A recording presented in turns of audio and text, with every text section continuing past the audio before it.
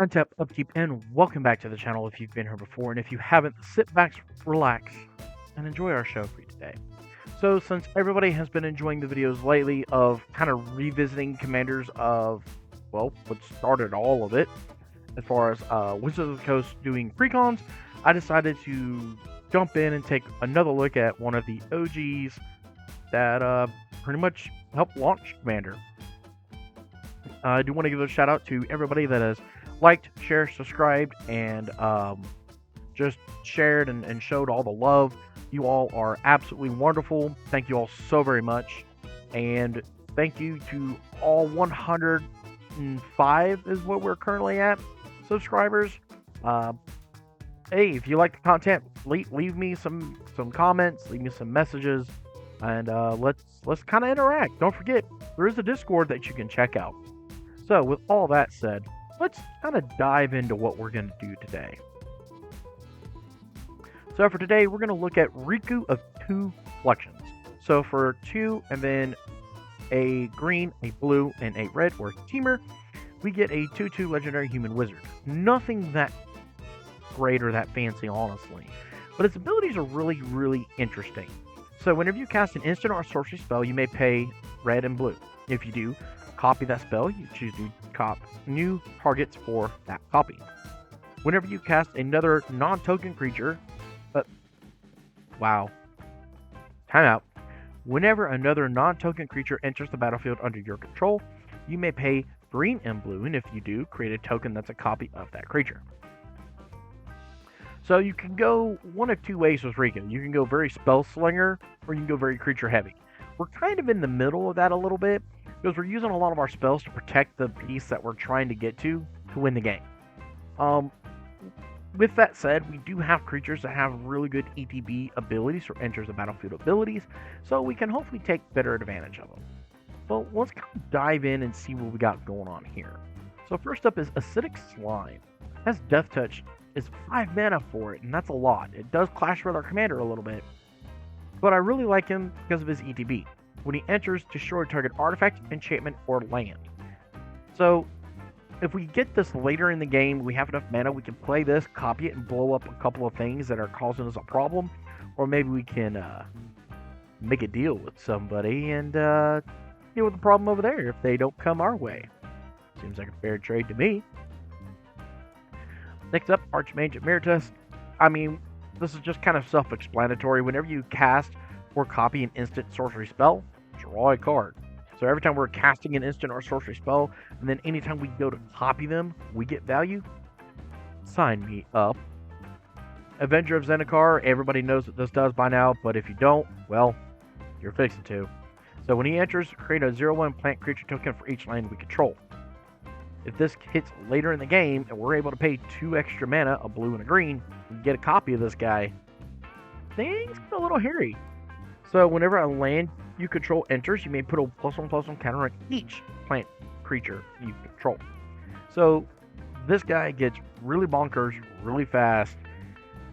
It sees the light of just about every single reprint you can imagine. I mean, this one, for instance, was in the Frontier set that just came out earlier this year, which, personally, no shocker, was one of my favorite sets. He's just bonkers. Absolutely bonkers. Biovisionary. This is our #1 win condition for a very simple reason. When at the beginning of your end step, if you control 4 or more creatures named Biovisionary, you win the game. That's it. Simple, right? We just need to get this guy out, get a couple of our copy clone effects going. We win the game. Seems legit, seems easy, but it's probably not going to be, because we are on a budget restriction. So next to him, of course, we're running Clone, copies him. The Coiling Oracle, so when it enters the battlefield, reveal the top card of your library. If it's a land card, put it onto the battlefield. Otherwise, put that card into our hand. Elf, and Elf are all just mana dorks. Eternal Witness to get back our Biovisionary if it got blown up before we were ready to set up our turn. The Diversion Unit. I think this is going to be a hilarious card to have a copy of, because we can always pay a blue, sack it, counter target instant or sorcery spell once the controller pays 3. Excuse me. So it's a nice way to protect our Biovisionary. Dax Duplicate enters the battlefield. It becomes a copy of, you guessed it, Biovisionary. Mole Drifter. And it enters the battlefield. We can draw 2 cards. If we evoked it for 3 mana, while that evoke ability is on the stack, we can always pay that blue and that green. While all the abilities are on the stack, really. We make another copy of it, so we can draw 4 cards. We like that. Battle Mystic is just a nice teamer ramp piece. Reclamation Sage, when it enters, we may blow up an artifact or an enchantment. Having 2 of them, thanks to Riku, could be kind of fun. Excuse me. Sacred Tribe Elder, everybody knows the saddest of robots, Solemn Simulacrum. But when he enters, we are able to go find a basic land, put it onto the battlefield tapped. When he dies, we get to draw a card. Well, if we had 2 of them, thanks to Riku, pretty happy about that. Stormkiln Artist, amazing to see this card below $5. It was like a $3 to $5 card for a while, especially when it first came out, because it's just bonkers. And I was able to buy a box of the original printing of this card a while back when it first came out, and it seemed like you were lucky to get just 1 of this uncommon in every other box or so. Like, it was really hard to get this in my area. His first ability, you probably care about, you probably don't. He gets a +1/+0 for each artifact you control. I mean, that might be relevant. I don't know. Maybe late game. We only care about his Magecraft. So whenever you cast or copy an instant or sorcery spell, make a treasure token. So we're able to start generating some value here and have extra mana to be able to protect our board. Moving on down our list, here's a little hidden gem that not a lot of people realize exists. I guess you could say I do, because I've been playing forever. But this is the Valdalkin Aether Mage. So for 2 and a blue, we get a 1/2 Valdalkin Wizard with Flash, and when it comes into play, return target sliver to its owner hand. I know you're sitting there thinking, Buddha, why are you that afraid of sliver decks that you put this really dopey card in? Well, first of all, I'm not afraid of sliver decks. I kill sliver decks. I don't care who you are. I don't care who else is in the pod. Sliver deck does not live while I sit at the pod. No. They are bad. Kill the silver player first. Thank me later.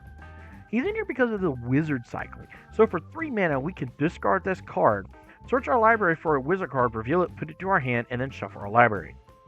Did you happen to know Biovisionary is a wizard? He's a wizard, guys and gals, or non-binary. So this allows us to go find our visionary and get it into our hand when we're about ready to set up. Like, we don't want our visionary early in the game. We want him to kind of be in the deck a little bit until we have everything else set up, we're ready to rock and roll, and we just steamroll. The other win condition is Trick a Decaphile. We have no maximum hand size, and at the beginning of our upkeep, if we have exactly 13 cards in our hand, we win the game. And we can pay 3 a blue and draw a card. Not bad for a 1/2, or a 1/3, 2 mana human wizard. It can also be found by our Aether Mage. I wanted to throw this guy in here. This guy is so neat and so bonkers. So the Teamer Battle Crier, I'm surprised is as cheap as it is. This thing should be $5, $10 easy. I guess I'm just being a little biased. I mean, it is probably a little hard for it to find homes outside of anything that's not Teamer, 4-color, or 5-color. But it says, during your turn, spells you cast cost 1 less to cast for each creature you control, power 4 or greater. So for everything we have on our battlefield that's power 4 or greater, we're going to get a discount. Now, I know it's a little hard to do that with this deck, because we really only have like 2 cards that are going to be able to trigger that when you look through the list. But even just having him on the battlefield early and making everything discount by 1 is probably going to be enough to actually do some damage. Plus, we do have some other clone and copy effects in the deck that we might be able to get another 1 or 2 of these things out and really start hurting people for some serious damage. Moving on to our sorcery package, we're at a decent amount. So between our sorceries and our instances, we're at 30 total. So it's basically a third of our deck. So we're a little bit more on the instant sorcery package than we are the creature package. But I think it plays better into what we're trying to do. So we have Blast from Sack. That's going to be our one major board wipe in the deck. Followed by Chain Reaction to just wipe out everything else that we possibly can have. Cultivate allows us to ramp. Explore allows us to ramp and draw. Farseek, ramp. Rampant Growth, ramp. We run Preordained to scry a little bit and draw a card. Step Through is another one of those hidden things that not a lot of people know about. Unless you've paid attention to Modern Horizons 2. So for 3 and double blue, we get return 2 target creatures to their owner's hands. And I know what you're probably sitting there thinking, alright, Buddha, what's the catch? Because this is god awful. Why would you want this in the deck? Easy. Has wizard cycling. So that's 2 ways to go find either our mage or the Triskaidekaphil to just, bam, be able to win. By the way, you don't have to do this at sorcery speed. You could wait till the last possible moment to go find our piece that we need. Harmonize to draw us a few more cards. Mythos of Illuna. So for 2 double blue, create a token that's a copy of target permanent. If red and green was spent to cast the spell, instead, create a token that's a copy of that permanent, except the token has, when this permanent enters the battlefield, if it's a creature, it fights up to 1 target creature you control, or 1 creature you don't control, So, if we needed to fight something, we could always use this copy like Avenger or Zendikar probably, and just, bam, fight something. Predominantly, this is going to be able to make another copy of our mage. That's all we care about is our Biovisionary, and just being able to have enough copies that we're going to win the game, no matter what. So we have things like Quasi-Duplicate, a Rite of Replication, which if you kick it, you get 5 of those tokens instead. So, oof, spicy. We have Rally the Galandrium. So, create a token that's a copy of target creature you control. It has Conspire. So as long as you cast the spell, you may tap 2 untapped creatures you control that share a color with the spell. When you do, copy it, and you may choose new targets for the copy. I am talking way faster than my brain can keep up, y'all. So this allows us to really just like explode out of nowhere. Because we could cast this, we could have Riku make a copy of it, and then we can have a couple of extra creatures out to copy both of the spells, and bam, all of a sudden we have our win condition right there with the Biovisionary. Pretty scary. And then I want to talk about Doppelgang. It's a little bit outside of the budget restriction that I normally put of about $1, but it's not bad enough. And apparently if I just go foil, it's fine. So hold on a second.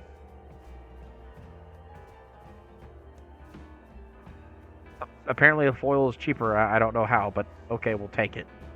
So now that we're within my little budget restriction that I like so much, for blue, green, XXX, we get this sorcery that says for each of X target permanents, create X tokens that are copies of that permanent. We can target anything with this, y'all.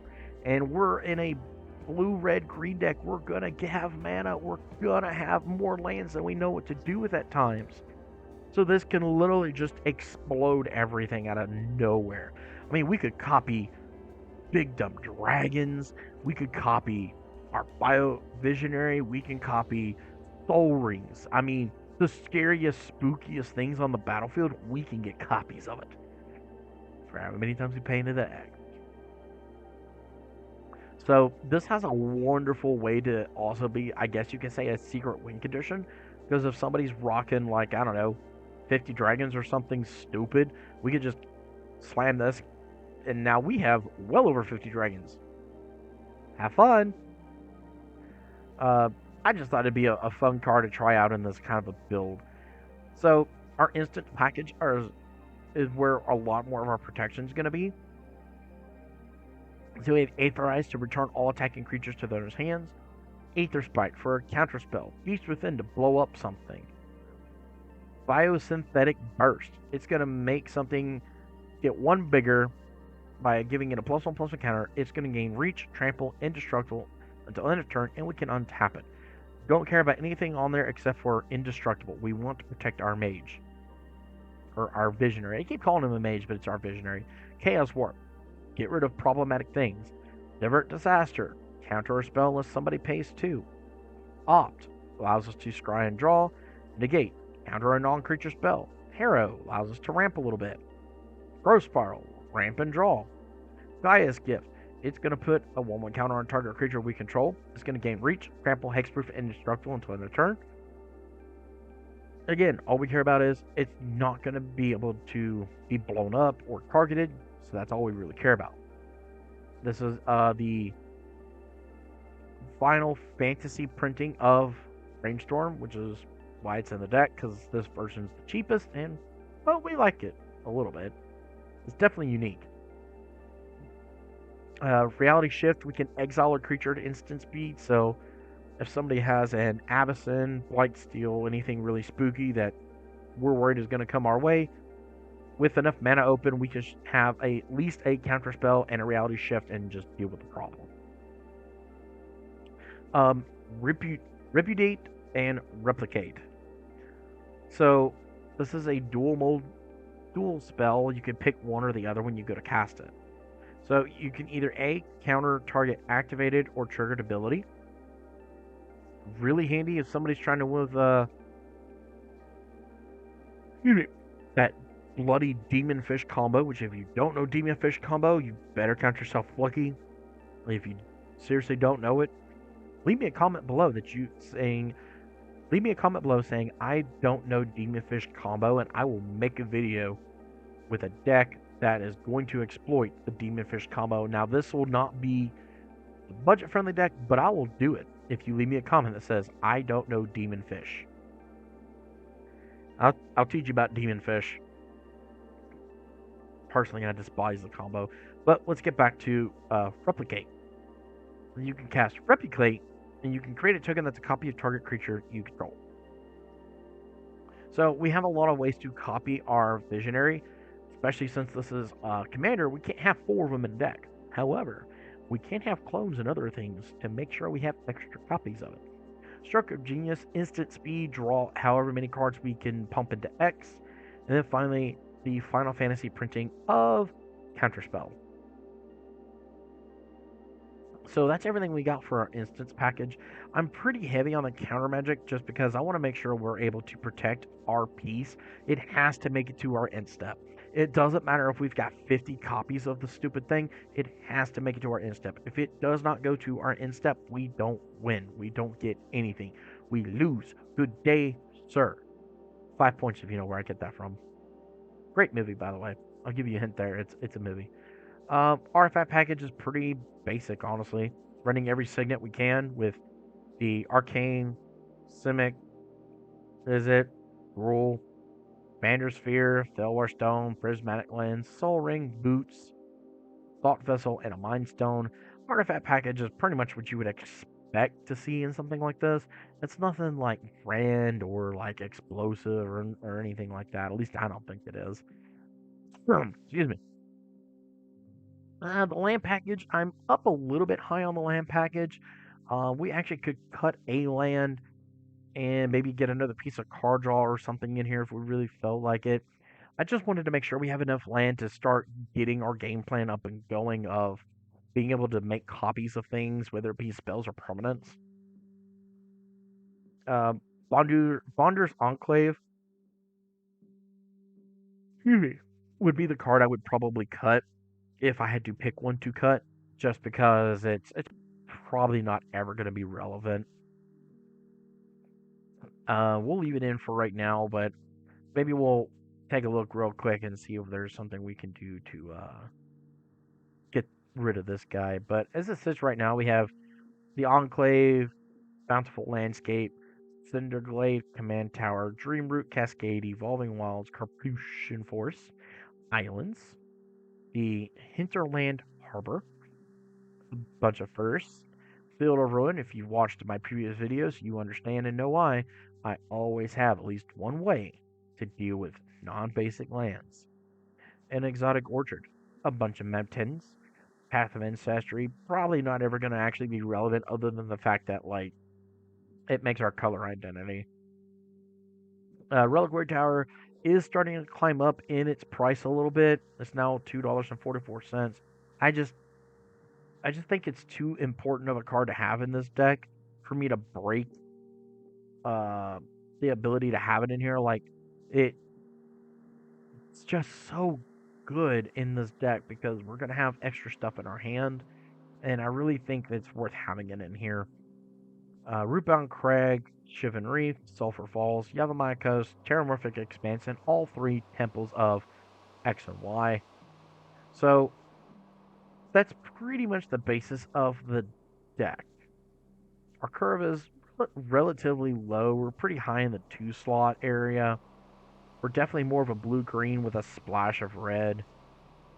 So we could do some other things. Like I don't think I would keep that hand. As tempting as Soul Ring is, we need green mana, and we'd be hurting honestly until we got our green mana. So just a random thing, I would not have kept that hand. So what if we cut this Enclave and hmm, let's do a search for draw a card. Let's do a creature. Kind of showing you a little bit of what you can do on Moxfield, which is, by the way, is not a sponsor, just a really good website that I enjoy using.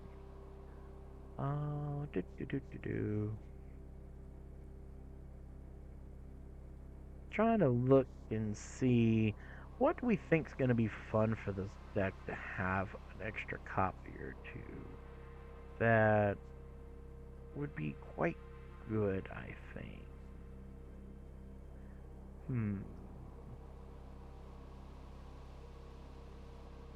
Well,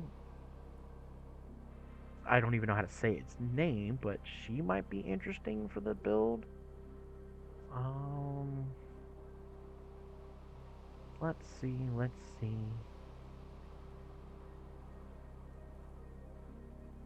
I mean, Arcanus would be just hilarious, honestly.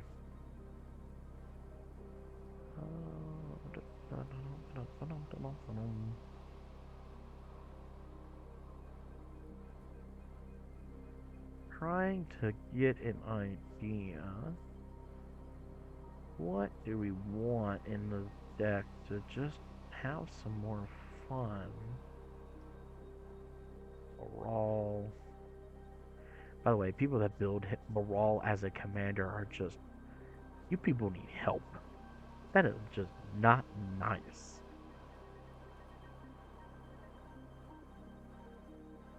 Bizarre Trader Mage doesn't help.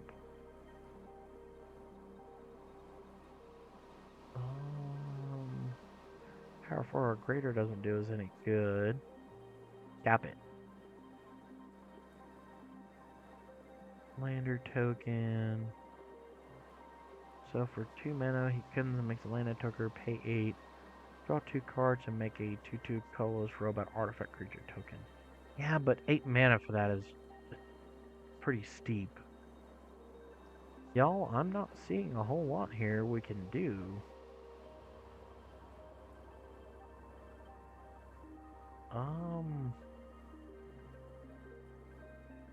Especially because I'm restricting and keeping myself on a budget restriction.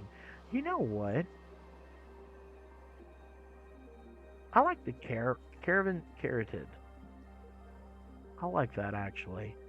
Just another little bit of hard draw. We are very blue-green heavy anyway. And the Caravan Carroted will allow us to enter, draw a card, it protects us, and if it's a little bit later in the game, we can always make another one to draw another card.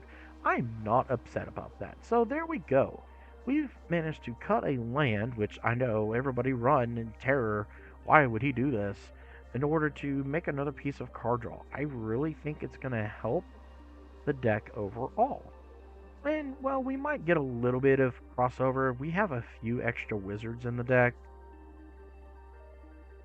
So, I mean, let's see. One, two.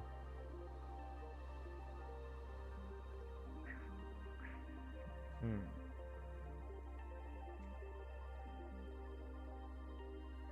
So, three and potentially four if we actually have to cast the Aether Mage. Oh, not bad. We'll get a couple of scries at the very least from half. It's really just in here because it's what we essentially call a rainbow land. So that is gonna do it for today. This is our, I guess you could say, like our revisit to the past of Riku of Two Reflections. So I have to go back through and check which ones I've done. I know I've done Akalia as a $1 budget. She's on here already. We've done Riku now. We've done Zedru. We did Dave or Gave. So that means it leaves Carador and his little crew left, I think. No. No. It leaves one more left. I'm drawing a blank, but I got one more to do as far as like one of the main commanders for that. But maybe I'll go back through and revisit like the other backup commanders because back when Wizards first did this back in the day, you actually had 3 face commanders that all had the same mana cost as far as like being able to lead the deck. You had red, blue, and green. For instance, this one had Riku, it had Animar, and one more I can't remember off the top of my head. But you could essentially go through and switch them out. Back then the decks weren't very synergistic. They weren't very good. Let's be real. They stumbled and fell on their face if you didn't choose the right commander for the right deck, because they tend to build it more for one or the other. But I will continue this if this is something everybody has interest in. Give me a thumbs up. Hype up the video. Apparently that's a new thing YouTube has. So hype up the video. Let me know in the comments below. Do you enjoy these little challenges and experiments I'm doing? If so, leave me a comment. Don't forget to like, share, comment, subscribe, hype up my videos, spread the word, join the Discord where I'm constantly looking for ideas that are off the wall, and I like helping people with their decks because what I do. I enjoy deck building. But for now, I've been the Buddha Dragon. Don't forget, rub that belly for mana, and may all your games be filled with magic. Until the next time, peace out.